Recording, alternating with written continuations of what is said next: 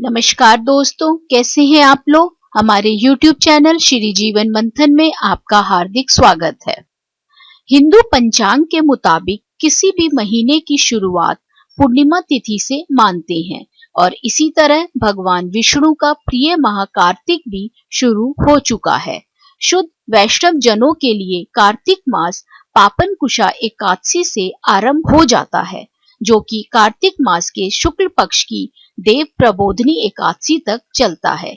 ऐसे में आज हम आपको कार्तिक माह से जुड़ी एक कथा के बारे में बताने जा रहे हैं, जो इस महीने में जरूर सुननी चाहिए। लेकिन दोस्तों, वीडियो शुरू करने से पहले मेरा आपसे अनुरोध है कि हमारे चैनल को सब्सक्राइब करना ना भूलें और बेल आइकन के बटन को दबाइए ताकि हमारे चैनल से संबंधित ताजा अपडेट्स आपको मिलती रहें। और अगर हमारा वीडियो आपको पसंद आता है तो लाइक शेयर करना भी ना भूलें। आपके सुझाव भी सादर आमंत्रित हैं। किसी नगर में एक साहूकार रहता था। उसकी एक बहू तारा भोज करती थी। एक दिन उसने अपनी सास को कहानी सुनने को कहा तो सास ने मना कर दिया और कहा कि मुझे अभी अपनी पूजा करनी है। उसने फिर अपनी जेठानी से कहा कि आप मेरी कहानी सुन लो। उसने भी मना करते हुए कहा कि मुझे तो अभी खाना बनाना है।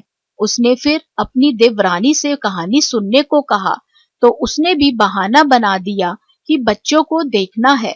उसने फिर अपनी ननद को कहानी सुनने के लिए कहा तो उसने भी मना कर दिया कि मेरे ससुराल से मेरा बुलावा आ गया है, मुझे जाने की तैयारी करनी है। वह राजा के पास भी गई कि मेरी कहानी आप ही सुन लो, तो राजा ने कहा कि मुझे तो व्यापार देखना है, कहानी का समय नहीं है। उसकी यह मनोदशा देखकर भगवान उसके लिए स्वर्ग से विमान भेजते हैं। स्वर्ग से विमान आया, उसकी सास भी भागकर जाने के लिए आती है, लेकिन बहू मना कर देती है कि आपको तो पूजा करनी है। फिर जेठानी आती है, तब वह कहती है कि आप कैसे चलोगी, आपको तो खाना बनाना है। देवरानी आती है तो उसको भी वह मना कर देती है कि तुम अपने बच्चों का ख्याल रखो। ननद आती है तो वह कहती है कि तुम्हें तो ससुराल जाने की तैयारी करनी है, सो तुम वह करो। राजा जी आते हैं कि मैं चलता हूँ तुम्हारे साथ, लेकिन बहू कहती है कि तुम्हें तो कारोबार संभालना है, तो उसे संभालो।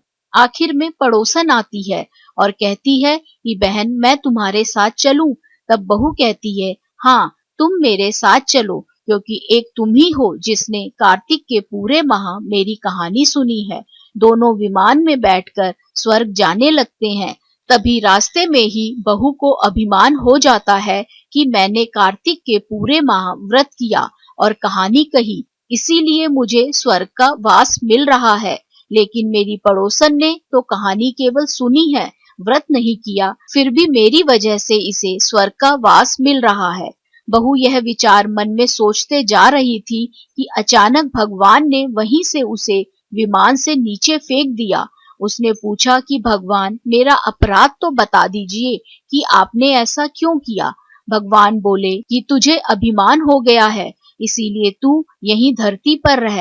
अब तू आने वाले 3 साल तक तारा भोज व्रत करेगी, तभी तुझे स्वर्ग की प्राप्ति होगी।